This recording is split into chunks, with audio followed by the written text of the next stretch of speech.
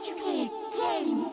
How's it going, guys? Welcome to the first part of the Halvo Bay Military Academy section of the campaign. Let's watch the cutscene to start with. I need Loomis. What is it, Lieutenant? Colonel, some grub riding a monster just wiped out every rifle at the museum. Request guidance. Kill the grub, hold the museum. Colonel, Paddock here. This grub, Goraznia, they called him Khan. This isn't Goraznia. My army threw all we had at him. Colonel, what about the light mass missile? Cadet, leave strategy to men with bars. I don't want to hear a word from any of you until Paddock's boogeyman is dead and I can...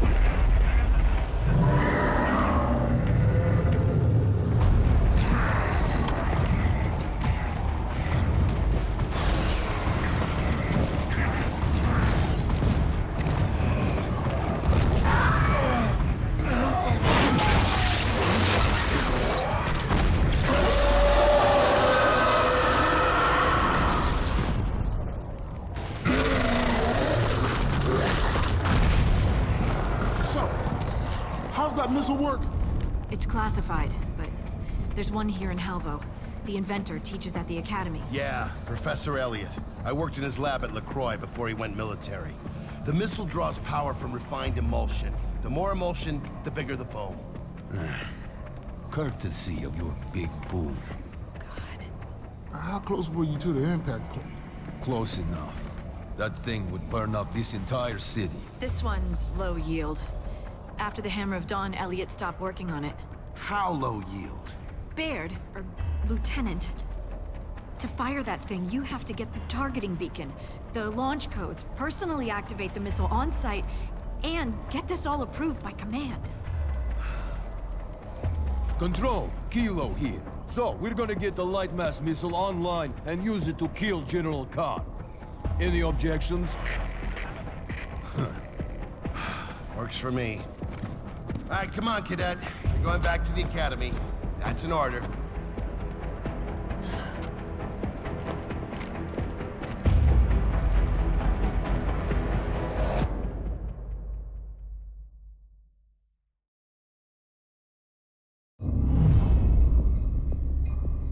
Cadet Hendrick, I'm curious to hear what it takes to convince an Onyx Guard cadet to steal one of the COG's most powerful weapons.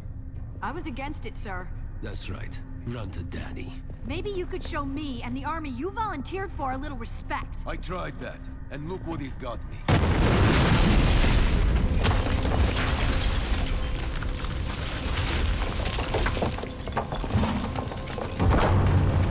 Cadet?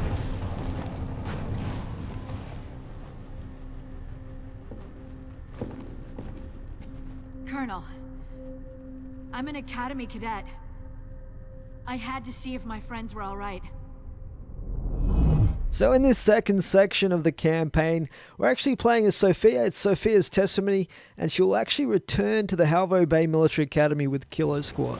A sewer line led from the museum to the academy, so we took it. Did you encounter any locusts in the sewers, Cadet? None, Colonel.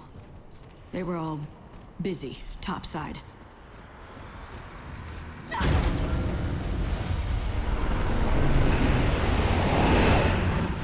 The academy had been destroyed by Karn, but the beacon in Professor Elliot's lab would allow us to guide that missile right to that monster. All we had to do was go and get it. Okay, so just about to get into the action here, just mourning someone's lost cat that got eaten there on that poster. And we're heading down the stairs here. Now, this section is called the Enfield Bridge, and the Declassified challenge for this one is basically you start off with reduced ammo, no long shots, and more Reavers will spawn. They were the one thing we didn't have. Okay, so you can see we're starting off with really low ammo here. Got 30 rounds in the Lancer, and I've got about 4 in the Nasher shotgun. So you want to try and use your chainsaw bayonet for execution kills. That not only conserves the very little ammo that you do have, it also helps give you ribbons and executions towards getting your 3 stars on this section. This is one of those sections where you do kind of have to work a little bit for your 3-star rating at the end of this. If you just hang back and let your AI squad do all the work, you might not even get the 3 stars at the end. So just try and get your executions, get your ribbons, get your gib kills, get all that good stuff towards getting your 3-star rating. Depending on the type of enemies that you get, you'll probably have Theron guards, you might have regular drones. It just depends what the smart spawn system decides to put you up against. But after you get to this middle section of the bridge, I tend to rush that section like I've shown you here and use the chainsaw bayonet. Pick up as much ammo as you can and then just drop back to near the spawn area, because you will have this first Reaver spawn into the map. After you kill this guy, and obviously if you don't know already, it does help if you target that orange glowing spot on its underside. That is the weak spot, fairly obviously. But after you kill this guy, you will get another couple of Reavers spawn. Now, what I like to do is drop right back to this this starting area here. You can't even go through the entrance back to the bottom of the stairs here, and you'll be able to take cover from this first Reaver that drops down here and pick him off from a distance with your Lancer. That's what I love Lancers for, is sitting back nice and safe behind cover and just picking off the enemy from a distance. They're really good for that. But once you have dealt with this one, just be aware that you will get yet another Reaver dropping down. And if you're still back at those stairs, they will even drop right back on those stairs where you think they probably wouldn't. So just trying to tag this guy with a grenade and failing, unfortunately. I have very little ammo left, so I'm going to try and do some damage with the Nasher, but it's not the ideal range or weapon to deal with this Reaver, really. But we're just doing the best we can here, making sure I'm staying in cover as much as I possibly can. The one thing you don't want to have happen is for this guy to target you with his rockets and kill you in one hit with those things. Fortunately, he didn't turn enough to hit me in that case there, so we're just staying right underneath him where we can't get targeted by the guy with the torque bow who's riding him, or by the rockets that are facing the other direction. And hopefully our teammates that are down there will be able to finish him off for us. Now, after we do kill this Reaver, there will be a bunch of enemy that spawn around to the right, and just try and pick up as much of these little ammo packs that they drop as you possibly can. Don't get too aggressive here, don't push up too much, because you can run into trouble. At this point we're sitting on 2.5 stars, so with the last few enemy that we'll be facing, we will hopefully be able to get the final star here, and you will have one final Reaver to face down here as well. Now, while we're watching the tail end of this section of the Enfield Bridge, I want to just talk a little bit more about the smart spawn system that they have in Gears Judgment, and this is actually a really good innovation and quite noticeable in the change it brings to the campaign from the previous Gears of War. What this is, it's basically a system that will add additional enemy based on your player performance during the campaign. So if you're doing particularly well, or getting a lot of kills and whatnot, it will likely spawn more enemies or different types of enemies that are more challenging, like perhaps Theron guards or whatever the case may be, depending on the section you're in.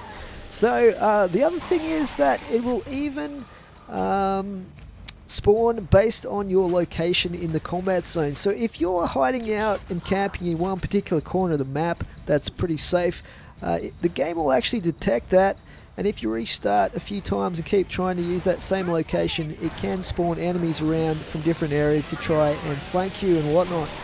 So what that means is it introduces more variety.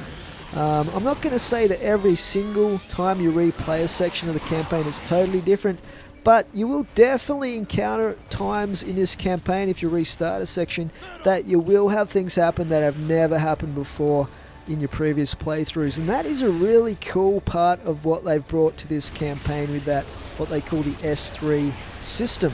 So I have to be really careful here that this guy's not going to stick me with his torque bow shot there, so just firing some suppressing fire to stop him shooting me. And this is the last Reaver here in this section.